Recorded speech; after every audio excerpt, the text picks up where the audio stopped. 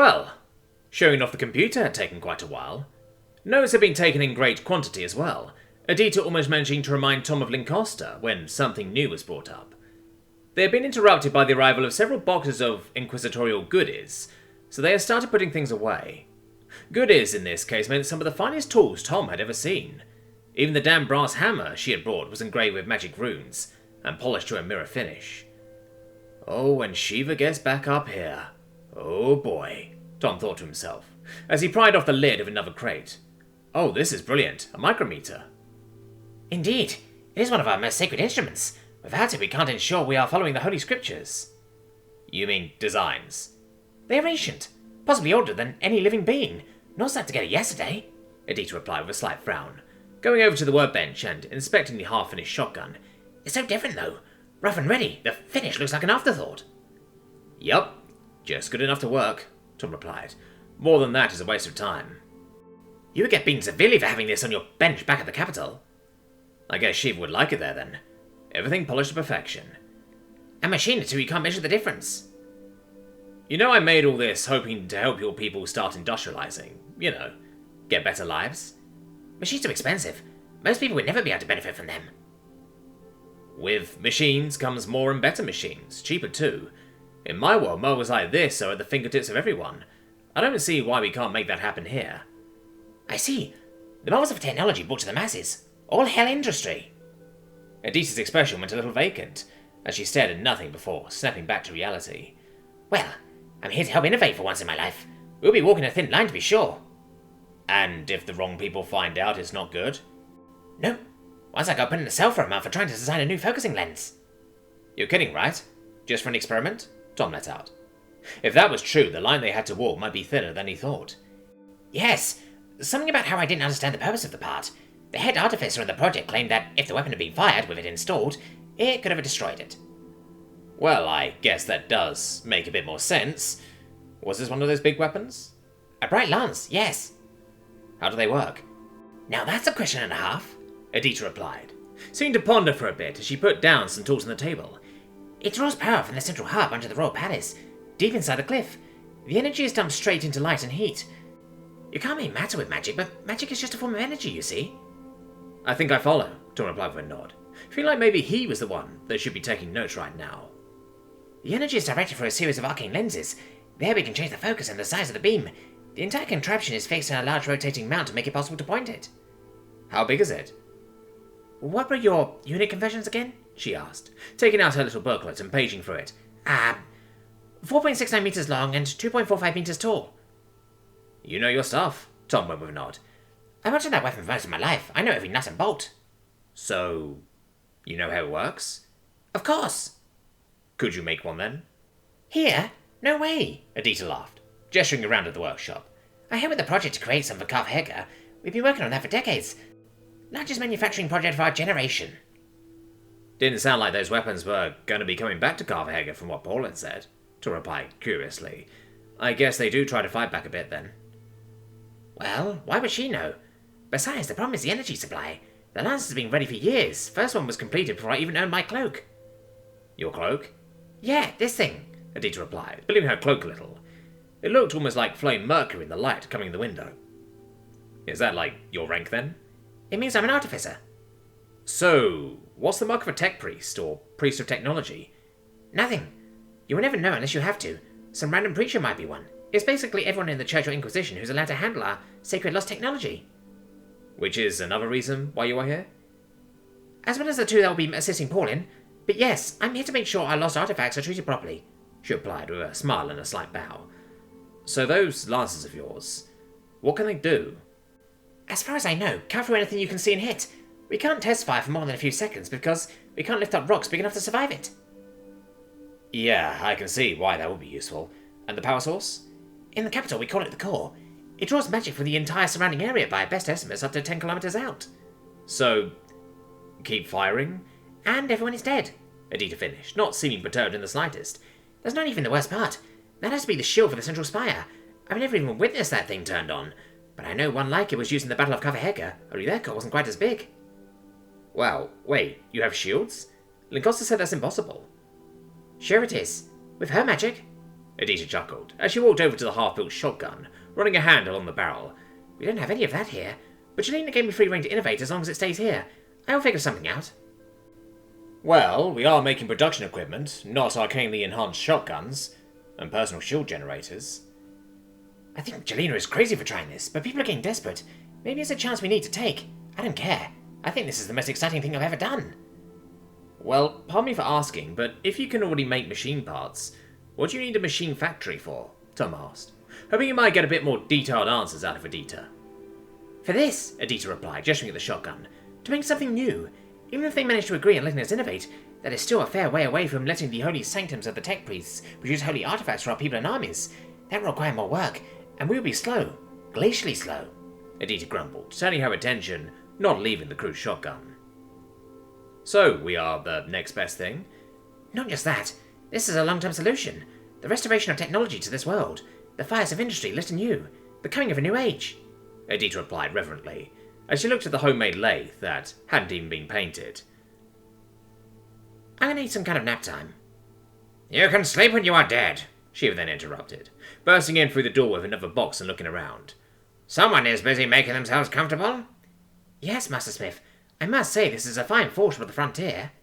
Yep, sure is, Shiva replied, setting down the crate and peeling the lid off with her own hands. But this will make it even better. What is it? Tom questioned, going to have a peek inside. Files, Shiva replied with a wide smile on her face. Oh, yes, those. I didn't know which ones you might have, so I just bought them all. Shiva picked on out of the straw-filled box. It's beautiful. Is this enchanted? Shiva asked, tilting her head as she inspected the exquisite-looking tool. Why, of course. Can't have a faulty file leaving scratch marks, Adita replied as if that was perfectly normal. Incredible, Shiva let out, running her fingers along it. Got another one, Jackie then added, stepping in the open door of yet another crate. Where does this one go? It was just labelled something I couldn't read. Adita walked over, taking a quick look at the box. Alloys. It's bars of metal, some quite rare. Be careful with that. Hey, a bar of copper doesn't break easy. What did you do to her? Jackie replied delicately, putting the box down and looking at her mother. Also, that's not how you spell alloy. It was, Adita replied with a smile. They brought enchanted tools, Jackie. Look at this. Shiva almost chirped, turning around to show off the file to Jackie. Ooh, pretty. I've not seen her this excited since... well, ever, actually, Tom chuckled, looking at the old smith who didn't even acknowledge the joke, as she carefully put the file away, picking out another one. Where would you like these, Master Smith? Adita questioned, holding up a selection of small hammers, and one big one. Shiva let out, looking up from the box, eyes locking on to the large, mallet-looking hammer. She then straightened her back, walked over next to the anvil, and removed one of the forging hammers, putting it in the box under a table, before walking back over and holding out her hand for the large inquisitorial hammer. Adita just shrugged, handing it over, Shiva treating the implement with near religious reverence, as she walked back over to the anvil and hung her hammer on the wall. There. Jackalope just leaned in, whispering to Tom, I think she has a new favourite. Tom just nodded, whispering back, Where is Tink? Oh, I think he's organising inside the workshop. I'm gonna go keep an eye on him. Adita, why don't you and Shiva figure out where everything goes? I'm gonna make sure our inventor doesn't get too curious with anything.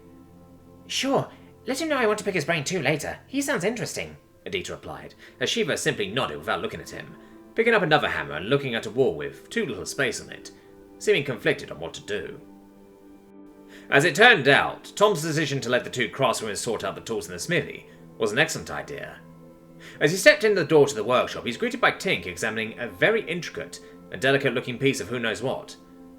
I think you should put that down, Tom went, looking at the inventor, who in turn just turned to look at Tom. But I just picked it up. Where'd you want it? Just put it on the table gently. We have no idea what that does. It's probably fragile too, Junior added, clearly sharing Tom's concern, the kid currently trying to put an ornately decorated box up on a tall shelf.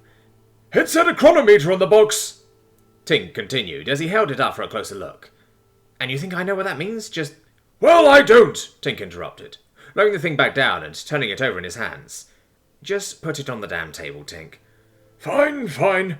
Could you get the artificer? I want to know how this works. I think she's busy reorganizing Shiva's hammer collection.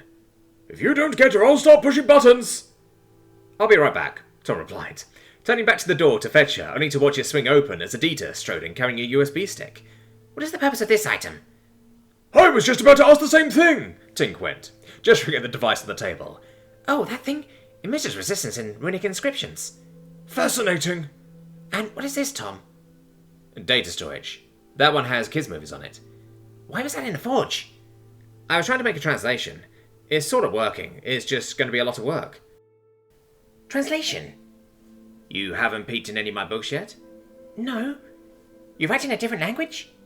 Yes, Tom admitted, after a bit of hesitation. Not quite sure he was prepared to answer that one. Curses that aren't allowed near the machine, Adita let out, in pretty evident frustration.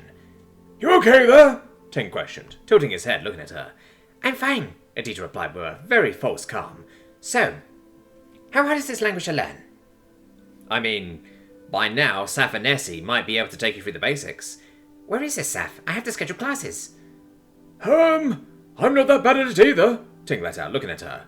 The artificer's hair swinging around to look at him. It can get a bit boring to just be working the machines all day. Been doing a little reading. I suck at speaking it though. Is it spoken language too? Adita asked, gaze snapping to Tom. Sevolgelig, Tom replied in Danish, trying not to smile at the lack of comprehension on their faces. What did he say? That wasn't English, Tink protested, glaring at Tom. No, but he can actually read a bit of English. Might help the two inventors get to know each other too, Tom admitted, turning to Adita. And make it not my problem if Tink breaks something for at least a bit. We will discuss the rest of the languages you know later. Inventor, you're Tink? Adita asked, eyes locking on to the diminutive man. That's me, yes, Tink replied with a nod, looking at her perplexed. I remember you for the report. Oh, I have so many questions for you as well. I never intended anything before, not really at least. Just slight modifications of existing components. Dad's your guy then. He can't stick with an idea for long enough to make it work right, but he's got plenty, Junior joked, receiving a stink eye from his father. I believe I could be of help with that, yes, Tink answered, raising his chin a little, looking at Adita. I've invented many things over the years. Okay, so, how would you structure an enchantment to heat a cutting edge to the point the metal turns liquid while still keeping the structure of the blade? I made a rotary washing line once, Tink stammered out, looking at her, clearly not quite expecting that. But why would you even use a blade in that case? Or even why hit your weapon? I would heat the target instead. That's just a bright lance at that point. Well, what's wrong with that? Didn't the investigator that wanted to be a priest say you have something called that already? Because a bright lance uses enough magic to burn through a small village in a couple of seconds. Oh, I may have some more questions. Of course you do, but mine first.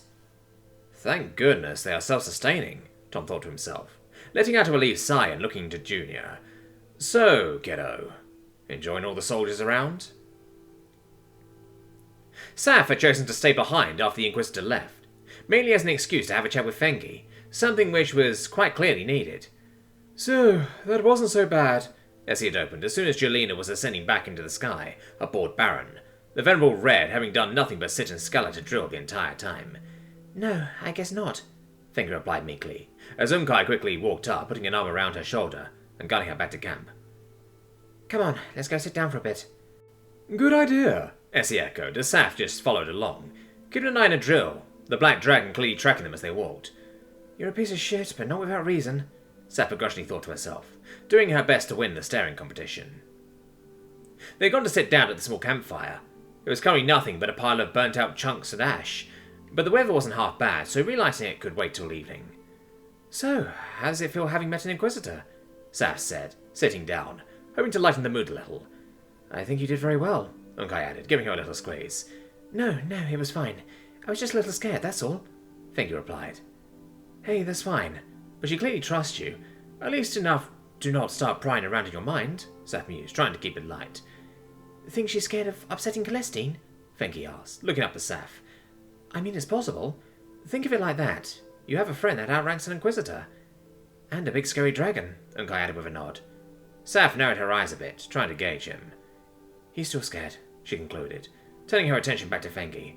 Noble effort. Here's to hoping she won't notice. I didn't ask for either, Fengi replied, putting her head in her hands and letting out a strained sigh. No, but you got them. Just make the most of it, Saf tried with a shrug. I know. Just give me a minute, all right? They all nodded in agreement, looking around at each other as silence reigned around the burned-out campfire. Fengi did eventually look up, glancing around at them and pulling a slight smile, which Saf guessed was at least a bit fake. Quite the day, huh? You should have seen the look on Nessie's face when Glira worked out who was coming. That was not quite who I had expected to interrupt lunch prep, I must say, Nessie added, shaking her head, a smile on her face as she let out a giggle that most of them joined in on. What's next? The king comes calling? No, a prince at best, Saf joked, as they all laughed a bit at that. With our luck, that's exactly what will happen, Fengi sighed, turning her attention towards Yrrol, who was without a doubt listening in. What do you say, Yrrol? We're in this together now, aye? Since when were we not? The Black Dragon sneered. Well, she could have killed you before the Inquisitor came here, but now we can't get away with that, Saf added in, trying to look at the dragon as well. And defied the prancy horse. Celestine. She's called Celestine, Fengi corrected. What does that change? It's just a name. I've been bound to the will of a stupid little street girl playing at knowing how the world works. Fucking hell, Saf sighed, glaring at the dragon. You know, maybe the people that kicked you out weren't that shit. Maybe you were just insufferable. And maybe I should have had you as a snack when I could. Like you could ever catch me, Saf chaffed, turning to look at Fengi, who was staring angrily at her. What? Weren't you kicked out from home too? Yeah, Saf replied, ears drooping a bit, looking off to the side. You heard the shit she's been through. Isn't that enough to at least earn her a bit of pity? Fengi snapped.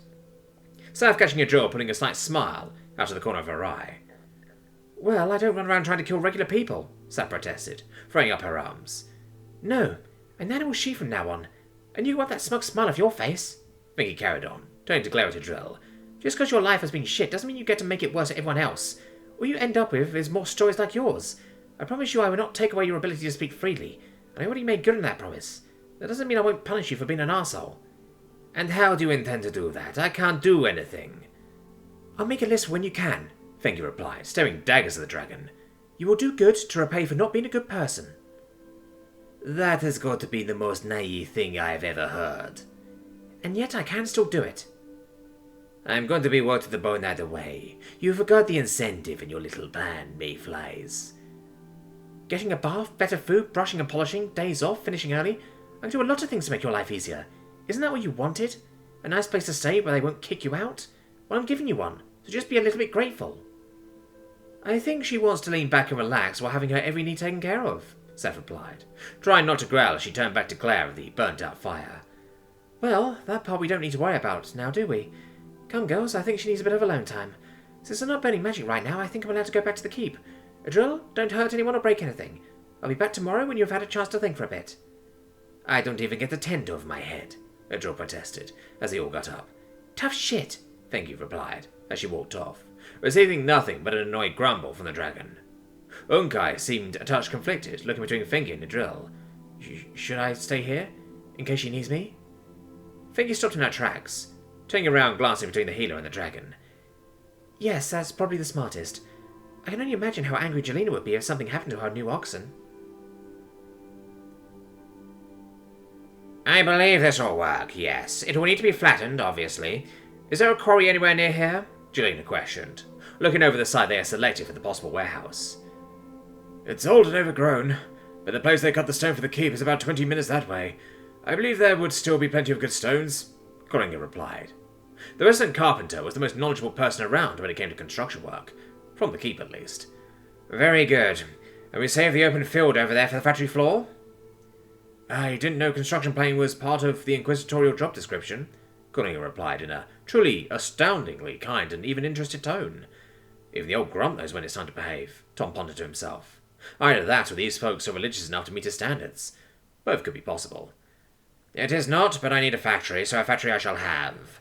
How about word? Miss Celestine. How would you describe your standing with her? She is a most magnificent creature. I am sure she will understand the importance behind the work being done and mark out some trees useful for the project, Collinger replied, making no effort to hide his reverence for the unicorn. I see, Jelena replied, turning to look around at the other people assembled for the little surveying trip. Any other remarks? It might take some convincing to get any good trees near here, the Dakota admitted. It's already a fair flight to the forest. I think mentioning who will be hauling them might at least help with getting some large ones, Tom added. More work equals more punishment and all. Also, do you intend to build using fresh timbers? Collinger asked, sounding fairly sceptical. We don't have time for drying it or whatever needs to be done. If you can have some ready for spring next year, you can use them for the factory. Oh, well, it won't last then. Isn't High Store being built with fresh too? Tom asked, looking at Coolinger. They need a roof over their head. They'll be fighting those beams for years unless they just take them out and replace them. No, I'm not an idiot, but why? They will warp, shrink, and, if under load, crack and split, and more warping, obviously. Right. But this is just a warehouse. The factory sounds more important. That it is, Jelena agreed. But construction will start in spring. Timbers like that need years to properly cure. It will look like a crooked mess. Then a crooked mess it'll be. Just make it work, Jelena replied, setting off at a walk towards the bunker. You needed more of those, yes? Yes, for the explosive... Well, anything, really, Tom replied, jogging after her to catch up, feeling as much as seeing the armoured woman keeping an eye on him. How long would it take to make one? A few days to put together. More to make the beams and planks. I would say a week at best, Coolinger added, clearly having decided to keep up as well. Could it be done faster? Not really if you want to keep it dry, Tom replied politely. Very well, let's see then, she replied as they came upon the small structure. A hole in the ground with a roof. Jelena went to walk around it, appraising it. I like it. Nice and simple. The simple solution is often the best. Wishful thinking, but a noble sentiment nonetheless, Jelena replied, arriving at the door. I wish to see the inside as well. Of course. But it goes without saying, no touching and no fire. Of course. Right then, follow me, Tom replied courteously, going down to the door and cracking it open before pushing it up and over to let gravity hold it open. There we go. It's a little dark, but no fire inside. Not to worry, Jelena replied, holding up her necklace as it started to shine bright. I come prepared for dark places. By the way, I would love to pick your brain in private a bit later, if that would be possible. I don't believe this is a yes or no question, is it? Of course not. Light me off the dinner. I need to know if betting this much on you even has a chance of working.